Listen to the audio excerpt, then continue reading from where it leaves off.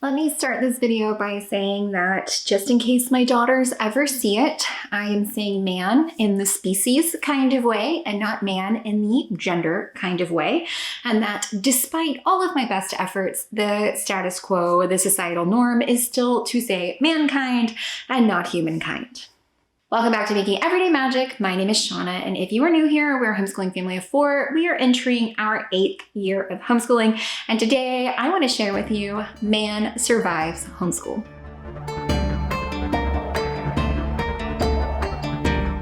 Before we go any further, please scroll down, hit the big red subscribe button, turn on the bell for notifications, and give this video a thumbs up.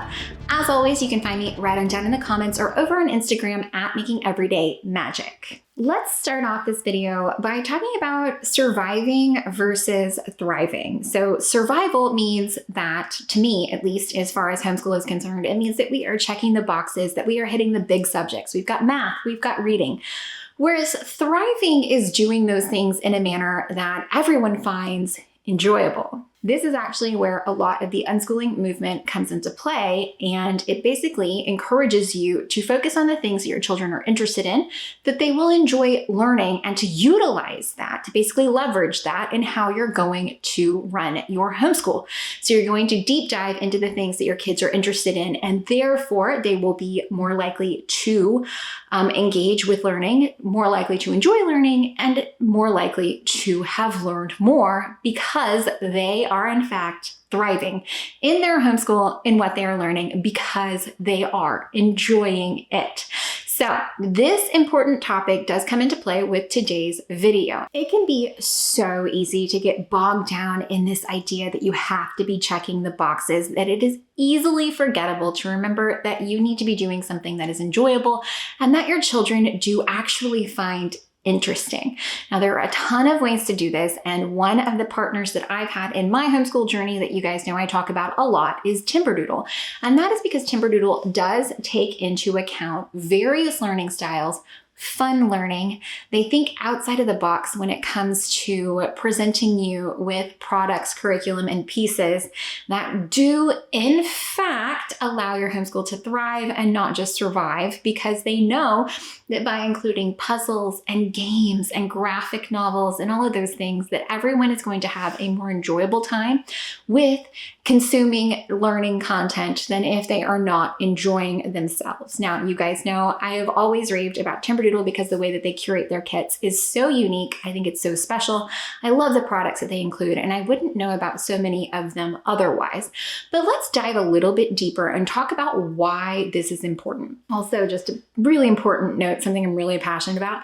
Audiobooks are reading. Graphic novels are reading, okay? They just are. Timberdoodle also does a really good job of including things that are popular topics in their learning kits. Now, for me specifically this year, in our 7th grade non-religious curriculum kits, one of the things that they have included is a book by Bear Grylls. Now, you might be like, Shauna, that's not school. It's not school. It absolutely is. And it is so important to lean hard into things that are entertaining and interesting for your children. And I'm going to cite a few studies for you. I will have them linked down below. Let me just say that it is so important to encourage your children to learn more about things that they are interested in, and that this will foster a little bit of an easier transition into reading. Now, while you may be thinking that this particular book is for boys, it is not the case. My girls absolutely love it, and they are very interested in it, and I am not all about assigning a gender norm to topics of interest, discussion, dress, any of that. So you will not find that here. I do firmly believe that this book is good for anyone who has even a small amount of interest in any of the topics covered, but that, again, it is so important to reinforce reading based on interesting topics to your children. I am going to cite several studies about the disparity between reading time in boys and girls, and it does stem from not being interested in the things that they are expected to read. I do have studies that I will be linking down below, but just a little snippet here that I can give to you, and then you can deep dive all the studies that you want to, because there are quite a few of them. An article in the European Sociological Review showed that boys actually experience less enjoyment than reading when it comes to girls, and they also choose reading less in their free time. Furthermore, a study in child development showed that boys choose to read in their free time less. So they're reading less on weekends, they are reading less on holidays and on school breaks. There was no disparity when it came to reading during school time hours. So boys are just choosing to read less. Now, the ways that we can combat that. One, if you think that this is a new problem, it absolutely not. If you think that graphic novels are new, they absolutely are not. Do you know how we know this, guys? Comic books. Comic books have always been created and marketed to young readers, boys. And that is because it is a little bit harder to get boys into choosing reading. It's not something that I did. That's what studies show. Girls will choose to read for enjoyment more often than boys. Now, it is important that we are encouraging all of our children to read, all of our children to do what they are interested in. However, it is a little harder to get that into boys, statistically proven. So things like graphic novels are reading. Things like comic books are reading. And things like this fun book that I'm about to show you from the Timberdoodle curriculum kit are going to encourage boys to get a little deeper into their reading skills. Now, as far as I am concerned, as a parent, my approach has always been, I don't care what you're reading as long as you're reading. So if it is something that your kids enjoy, that is a great place to start, because maybe something like this survival handbook is the bridge to get them into Treasure Island. Maybe it is the bridge that gets them into Swiss Family Robinson. Maybe it is something that you can then build on and show. And you know what? A graphic novel version of any of those books is just as good as the full-length version. And maybe that is something that will whet their palate, that will increase reading in your boys, so that then they do move on to abridged version or unabridged versions of these classic novels. So I just wanted to highlight to you the importance of finding what your kids want to read. And I'm not asking you to spend any money. You can run out and literally do this at a library. Walk through. Plan to spend 2 hours. Let them pick up every book off the shelf if that's what it takes. Every style of book, every kind of book. It is so important to find what your kids can engage with, and that is where Timberdoodle really sets themselves apart, is because they do provide you with such amazing and varied products that it is a really great way to learn how your kid learns best, what they're interested in, and to keep people entertained all along the way. I've said it 1,000 times here on this channel. Entertainment is going to lead to education, because if you're enjoying it, it's so much easier to get the facts in, get the work in, if it's something people can enjoy. So comic books count, graphic novels count. Let's take a jump inside this book from Bear Grylls. Okay guys, here is a look inside the Bear Grylls Survival Camp, the ultimate all-terrain training manual. As you can see, a nice, good hardback book that is going to stand the test of time and be one of those wonderful books that you put on your shelf and pull out and put on and pull out. Now it's got this fun camo, a little bit of cartoon here, nice high glossy pages. Here is your table of contents. As I have been reminded by my 7th grader, she now knows how to stop or escape a charging elephant, how to remove botfly larvae, you know, all of the important things. So here you go. It lets you know what essential gear is. It just takes you through several different index in the back, which is always helpful.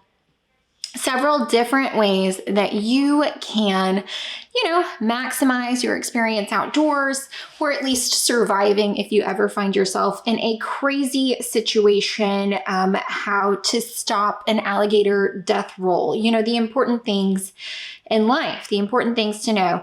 Breaks it down by different terrains, different situations, things that you may or may not have, all kinds of ways to just survive in the most extreme circumstances. And you really never know when something like this could come in handy, but it's always fun. It's an entertaining read. And like I said, this can be the thing that really gets your kid to enjoy reading, which is really important. So like I said, my daughter has really enjoyed it. She has felt the need to share with me all kinds of wonderful information that she has gained from inside the Bear Grylls book. Here you go.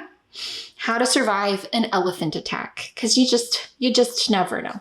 You just never know when that's going to come in handy. So super fun read, high quality book. could be just the thing that sparks the love of reading for your kiddo. Guys, I hope that you found any of this helpful, entertaining, or informative. If you did, please scroll down, hit that big red subscribe button, turn on the bell for notifications, and give this video a thumbs up. Please remember, I will cite several studies down below. There is a significant gap in reading for fun between boys and girls.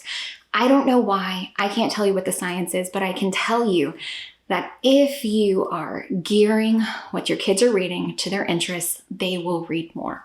They just will. Before you leave me, do me a favor. Scroll on down, list a style of book, list a name of a series, list something that your kids enjoy reading. Apparently, this is something that we should be building on. I'm happy to be the place where we can start building a master list of things our kids chose to read, because you know, if you have any experience, at least in my experience, and this is the experience of many people I've talked to, they won't choose to read, they won't choose to read, they won't choose to read, but you'll find the thing, the magic, whatever, magic treehouse book, you will find the Puppy Place series, you will find Junie B. Jones, you will find whatever it is.